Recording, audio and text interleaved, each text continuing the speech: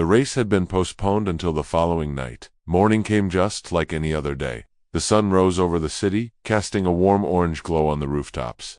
At a certain school, the air was filled with the usual chaos. Students shouting, rushing through the gates, slamming locker doors, and stumbling into their classrooms with half-finished homework in hand. But in one particular classroom, something very unusual was happening. All 7 Dragon Balls had been gathered on a shimmering altar at the front of the room. The sky outside turned an ominous shade of black, swirling with clouds. Thunder crackled, and then from the center of it all rose a massive ancient dragon, its body coiling through the sky like a divine serpent, eyes glowing with immense power. Its deep, rumbling voice echoed across the heavens. "What is your wish, human?" Before it stood a trembling boy, his knees wobbling as he clutched the hem of his school uniform and bowed. I want to be tall, please. Tall enough so girls will finally notice me." The dragon's glowing eyes narrowed, its jaw opening to speak. Shin-young, wake up. A loud slam broke the dream, followed by a sharp jolt. Shin-young blinked, awake, nearly falling out of his desk. Drool had slightly smeared his notes. Where did the Dragon Balls go? He mumbled grog-ly. Next to him, a girl, clearly someone who had known him for years, crossed her arms and stared down with exasperation. "Another dream about being tall," she sighed. "How many times a week do you have the exact same wish, Shin?" Young laughed sheepishly, rubbing his neck. "Well, if I were taller, maybe I could join the bike team, and maybe girls wouldn't ignore me anymore." Meanwhile, in a quieter corner of another school, Minu and June sat behind the gymnasium, their bikes resting nearby. Untouched, the atmosphere between them was heavy, an unspoken anxiety hanging in the air. "Do you think we can really win tonight?" June asked softly, leaning forward, hands on his knees. "TJ's got one of the best racing bikes money can buy, and your leg's still not fully recovered." Minu exhaled slowly, eyes fixed on the ground. Asterisk, I don't believe in specs being everything. Heart matters more, but I'd be lying if I said I was 100% confident. He gently rotated his injured ankle, wincing slightly. They both knew it would affect his balance. Back at another school, in a classroom bathed in golden morning light, the mood was much colder. Joe sat at his desk, a quiet island amidst the noise of chatting students. His arms were crossed, eyes blank, his face still showing the bruises and cuts from the fight. From the side, Mia slowly approached with a pack of tissues in hand. She said nothing at first, only gently placing them on his desk. "For your wounds," she said softly, her voice barely above a whisper. But Joe didn't even look at her. He shifted his gaze toward the window, emotionless. Distant Yuna, watching this from the row behind, grew irritated. "Seriously, even when someone actually cares about you, you treat them like they don't exist." Dom Kong, sliding into the conversation like he always did, added with a grin, "Bro, I'm telling you, you don't need bandages, you need a therapist, and like a whole emotional reboot." But Jay remained unmoved. He didn't say a word. Not to Mia, not to Yuna, not even to Dom. Just then, a student from outside poked their head into the classroom. "Joe, someone's waiting for you at the gate." With a small sigh, Jay stood up and headed out, ignoring the curious glances that followed him. Outside the school gates stood June, leaning casually against his bike. His expression was calm, but his eyes were sharp, focused out as Jay approached. The two locked eyes. June spoke first. "Looking at your bruised face, now I get it. That's why Manhwa punched TJ last night." Still, Jay said nothing. June continued without hesitation. "I want you to race with us tonight. It's TJ and his 2 guys versus just me and Manhwa." Jay let out a small scoff. "And what's that got to do with me?" "Nothing," June said, plainly, just like you told you before. "I'm not here to beg or convince. I'm just giving you the time and place." He reached into his pocket and pulled out a folded slip of paper. On it, a location, a time, no explanation. He handed it to Jay, then backed up, mounting his bike. Before he left, he turned slightly. "If you show up, great. If not, we'll still race." And with that, June pedaled off into the distance, leaving Joe standing alone at the gates, staring down at the paper in his hand, his expression unreadable.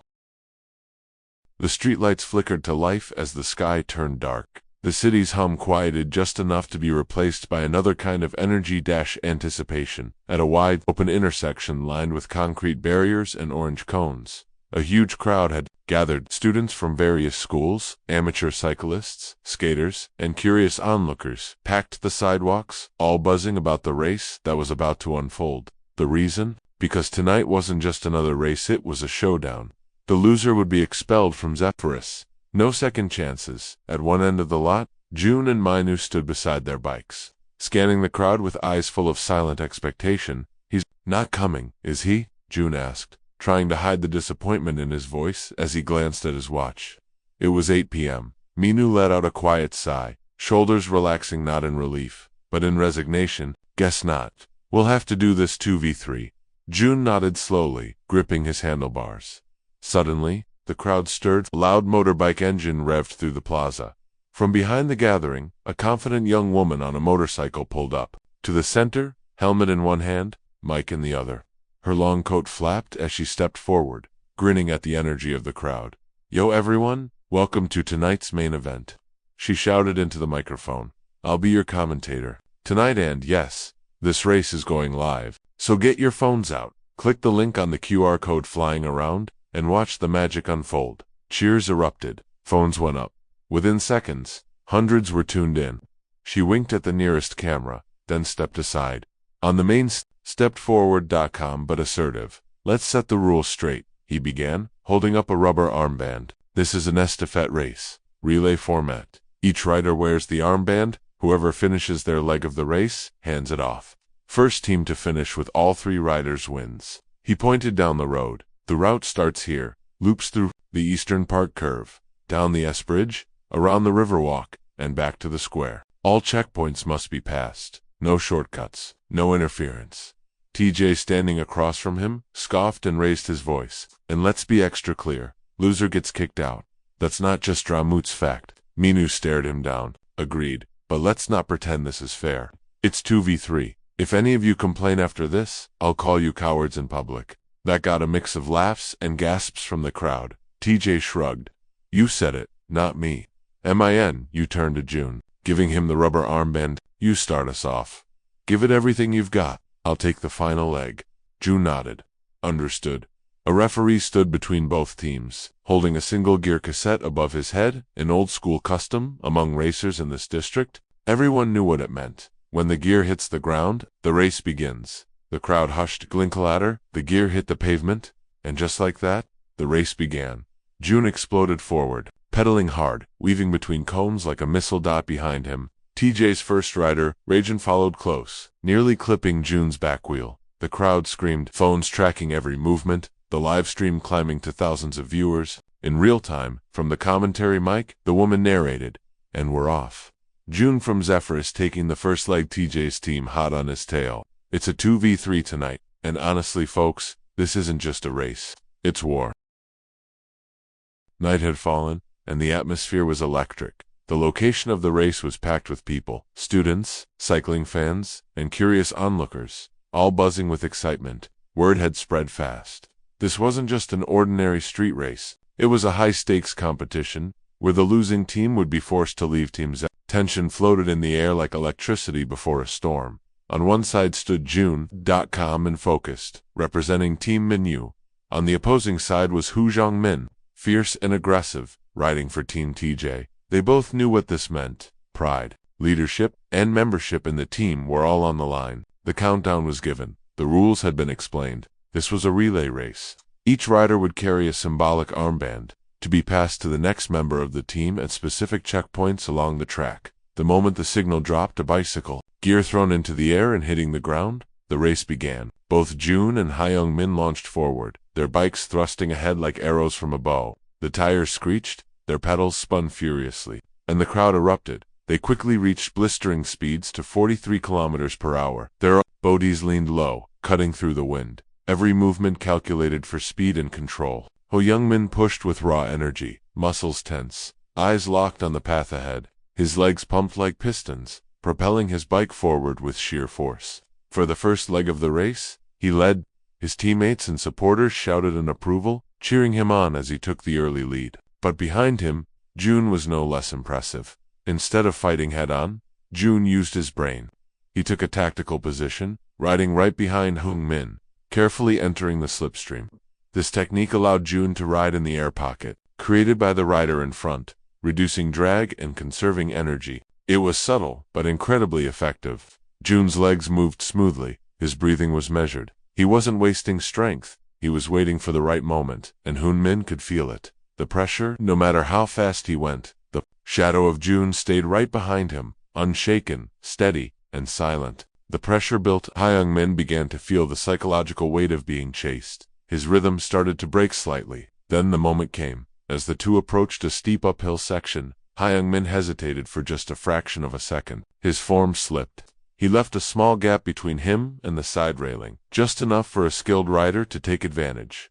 June seized the moment. With perfect timing, he pulled to the side, surged forward, and overtook Hyung-min, taking the lead right as they began climbing the hill. The crowd watching the live stream through their phones gasped. The commentators shouted in excitement. It was a clean, calculated move, a masterstroke. Now, June was in front, climbing the hill with power and control. Further along the course, the second riders of both teams waited for the handoff. On Team Minhyu's side stood Minhyu, the team leader, serious, composed, but hiding pain in his legs from a recent injury. On the other side stood Kim Gi-won, cocky and eager, ready to strike. They could hear the approaching sounds. First the hum of tires, then the cheering crowd. The race was nearing their checkpoint. Some of Kim Gi-won's teammates whispered to him, fueling his ego. "It's probably Hoon-min in the lead," they said, hoping to rile him up. "You better not screw this up." But then June appeared first, gliding forward, sweaty but strong. He reached the checkpoint. Minhyu smiled at Kim Gi-won, a confident, almost taunting smile. With no hesitation, Minhyu reached out, took the armband from June, and said smoothly, "See you at the finish line." Without waiting for a reaction, Minhyu took off, his tires screeching as he sped down the track. The next phase of the race had begun. Minhyu, now holding the armband after a solid handoff from June, launched forward with raw determination. That handoff wasn't just a symbolic baton, it was June's trust, a mark of belief passed from one teammate to another. June had done his part by reclaiming the lead after a strategic play using slipstream. Now it was Minhyu's turn to finish the job. Despite the throbbing pain in his leg, a leg that had not fully healed from a recent injury, Minhyu pressed the pedals harder. His mind was set. I can't let June down, not after everything he just pulled off. Each push of the pedal sent a jolt of pain up his body, but he didn't care. Pain was nothing compared to the shame of losing this race, of losing the team. He wasn't just fighting to win. He was fighting to prove he was still a leader, worth following. From afar, June, now resting after his run, looked on. He could see the way Minhyu was riding, the aggressive posture, the jerky motions. He's pushing too hard, June thought with concern. His leg hasn't recovered. He shouldn't be straining it like that. But Minhyu couldn't afford to slow down, not now. Meanwhile, at the final checkpoint, TJ waited impatiently. The finish line was in sight, but his teammates were nowhere. Near he was pacing slightly, eyes glued to the curve in the road where the next rider should emerge. Nervousness built in his chest. He clenched his fists. His plan had been to overwhelm the opposition with numbers, skill, and intimidation. But somehow, the 2v3 match wasn't going their way. Then, suddenly, the sound of a bike tire skidding around the corner. But it wasn't his teammate. It was Minhyu, powering down the street like a storm, jaw clenched, eyes burning with resolve. The wind blew against his sweat-drenched face as he roared past TJ, who stood momentarily frozen in place. "TCH, damn it," TJ muttered, gritting his teeth as Minhyu disappeared down the road ahead. As Minhyu continued blazing down the path, the crowd on their phones watched anxiously through the live stream. The track was rough and unpredictable, just like the stakes of the race itself.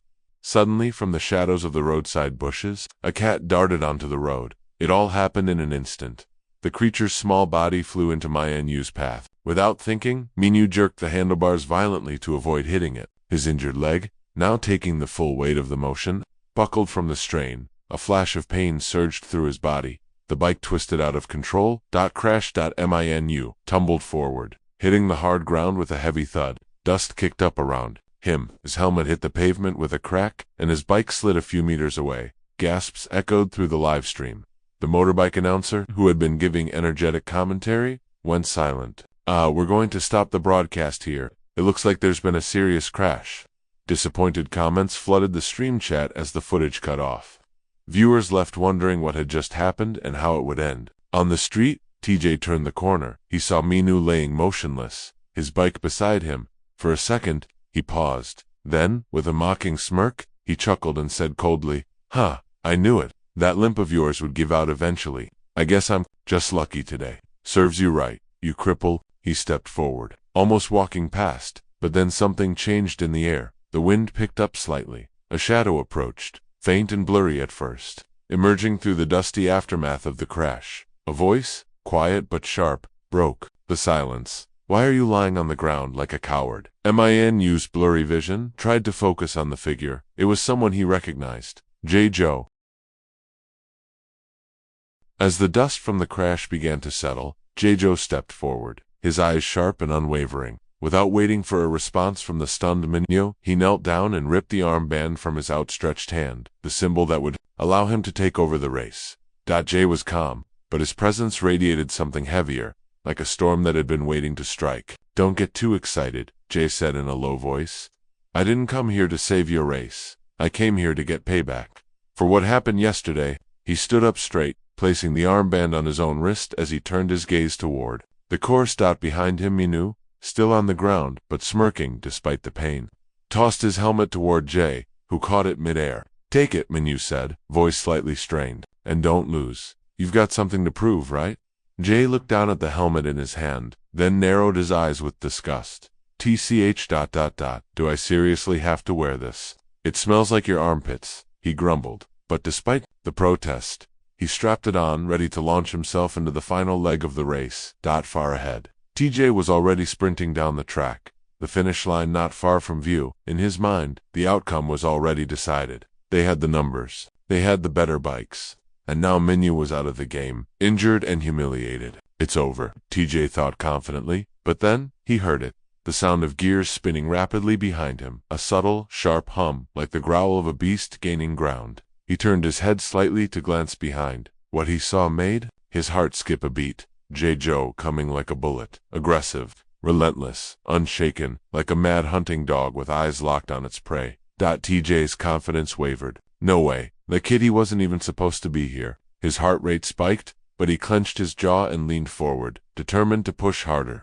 There wasn't much road left, just one steep downhill section, followed by a sharp, final curve. He had to stay in front. As the descent began, TJ suddenly hesitated. He flashed back to a memory that early, painful accident when he had misjudged a downhill curve and slammed into a barrier. The fear gripped him. He began to squeeze the brakes, his speed dropping as caution took over. But behind him, Jay showed no such hesitation, no fear, no brake. He dove into the downhill with full speed. The bike roared like thunder beneath him, tires barely kissing the asphalt as gravity pulled him faster and faster. As they reached the bottom of the descent, the most dangerous part of the course, Jay executed a move that left every viewer breathless. Rock walk, with precision and insanity in equal measure. He spun his bike 180 degrees, pivoting on the front wheel. Rubber screeched against pavement as the rear swung wide, his entire frame rotating in a tight slide, inches from the curb. TJ, who had slowed for safety, looked up, eyes wide in horror. He's insane, TJ shouted. Who does a rock walk after a downhill like that? The answer, Joe. As his tires straightened out, he landed clean, momentum intact, and swung his bike sideways, skidding to a stop directly in front of TJ, blocking the road. The audience gasped. Even the commentator who had just resumed the stream fell silent. TJ's bike jerked. He nearly crashed trying to stop in time. Now face to face with the person he had once mocked and beaten, TJ looked up, and what he saw in Joe's eyes wasn't anger, it was dominance, and for the first time in the match, maybe even in a long time, TJ felt true fear.